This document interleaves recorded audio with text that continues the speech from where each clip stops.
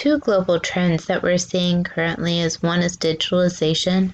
An article I found through OECD.org said that in 2017, 3 out of 4 internet users aged 16 through 74 use the internet daily or almost every day.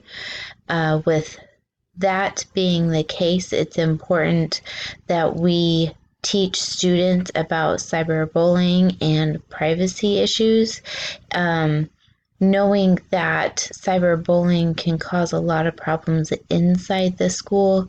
I know it's beginning at a younger age in 5th, 6th grade at our school, where we're having to teach digital citizenship because kids are Snapchatting each other. They're recording videos of other kids and posting them. They're recording videos of teachers and posting those also, and knowing that that stuff is not appropriate, but it's a huge concern. And also with privacy, in 2018, the number of stolen or hacked data records was the highest ever in 1 year. There are companies out there that are trying to create more secure processes, but we have to teach kids that what is on the computer is not always private, that there's people out there trying to steal your information, and you cannot trust everybody on the web. Another area is globalization, and it says within the next 10 years, the majority of the world's population will make up the middle class. This will increase the pressure to provide better education for more people. It will also place higher expectations on education from more demanding customers. So we have to try and create a global network for students where there's so much more diversity, and you want to get kids to know people of all backgrounds, because the digital world brings people from all over the world into one area. So it's easier to communicate with people. It's easier to do business with people in other countries. And our children really need to have a better idea of who people are from around the world, so they are being respectful to them. It says the challenge will be greater in the next 5 to 10 years. Because we want the inequality of opportunity can translate into disparities of well-being and drive political and social unrest if we are not careful on what we put out into the digital world.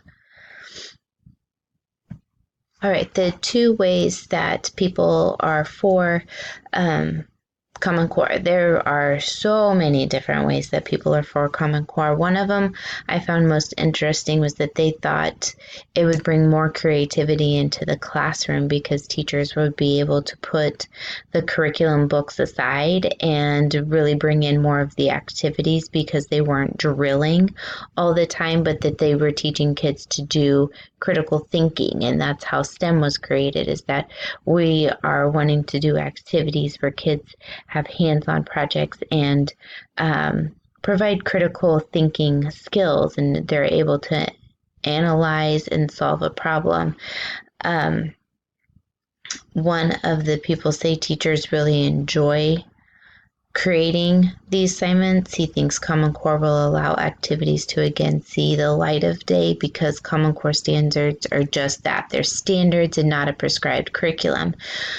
We have to look at what needs to be taught and find the materials that match those skills.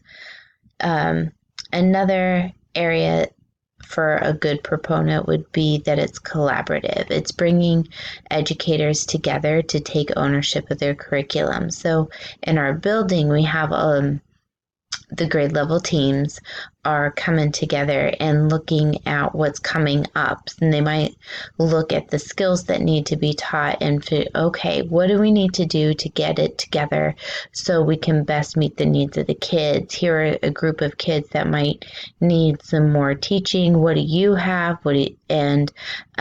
Teachers are collaborating to bring a better education for everyone, instead of just using a instruction manual that only teaches one way and one group of kids. And if you don't know how to do it, well, and that's not always that's just not how we operate. That's not how kids operate. So I think that we're getting in a better area. Oh, excuse me. Of understanding how Common Core is working and how we can work to meet the standards and stop relying on curriculum instruction manuals to guide all of our instruction. Two reasons or two claims from the opponents.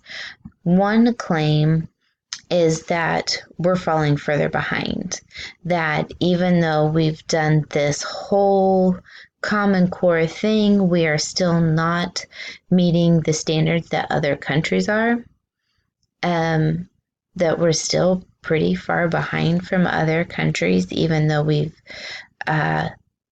said that state kids moving from state to state will still receive the same curriculum, or not curriculum, same standard education, or kids moving across town.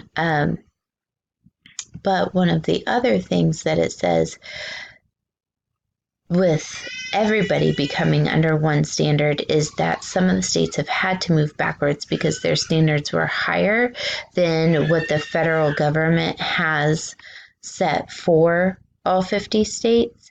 We do know that some states that have approved Common Core have now reverted back because they didn't think it was working.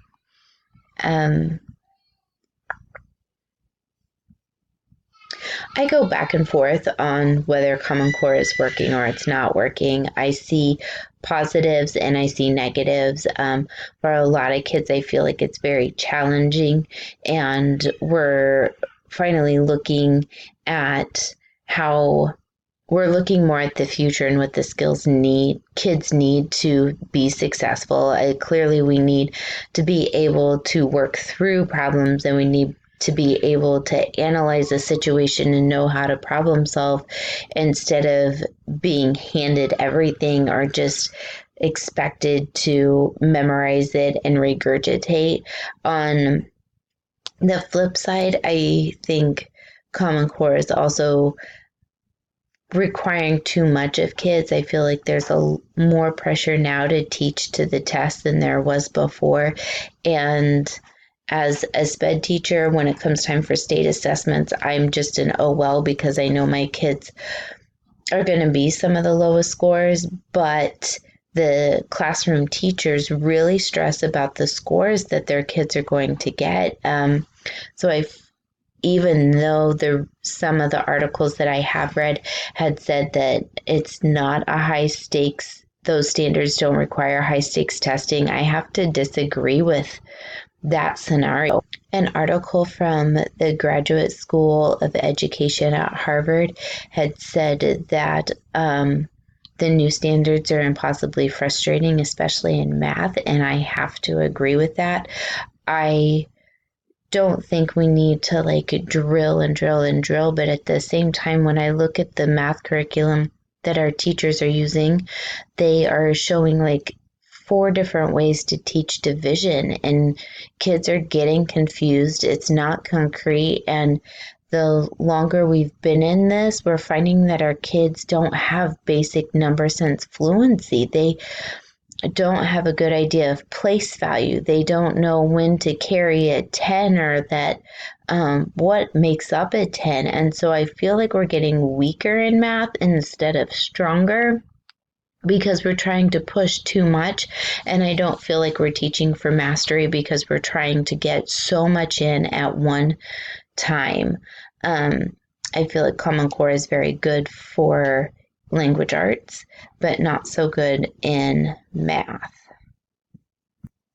With that being said, I do believe nationally we need to have standards that keep us aligned, so states are more balanced in their education practices.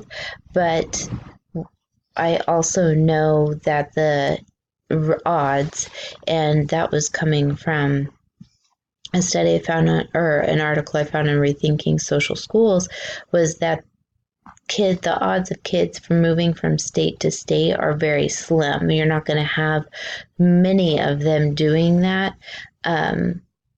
So it may not be that applicable to have nationwide standards. But I will say, even in town, we have 5 school districts, and we have kids that move through school districts all the time.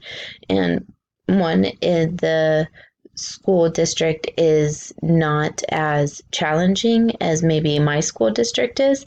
And we get that from kids quite often, and families, that they come over and they tell us they can't believe how much harder it is in our classroom compared to the classrooms they just came from.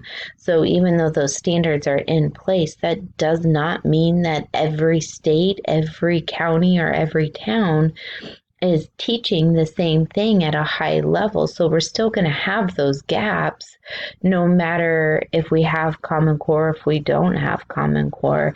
It's just kind of, you can't control every single situation. The article from Harvard had also said that there are nearly 40 million K through 12 students that should be offered the same high standard education no matter where they go to school.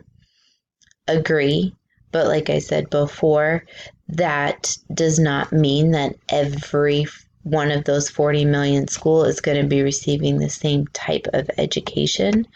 My other problem with Common Core is we have so many teachers that are used to teaching manuals that when we kind of take those manuals away, they start floundering as teachers because they don't know how to dig in their toolbox. So then we have to go through and teach teachers again on how to have best practices without a manual. And we have to provide the time for them to go through and match the content in their classroom to the standard. We've been working on this for the last 4 years.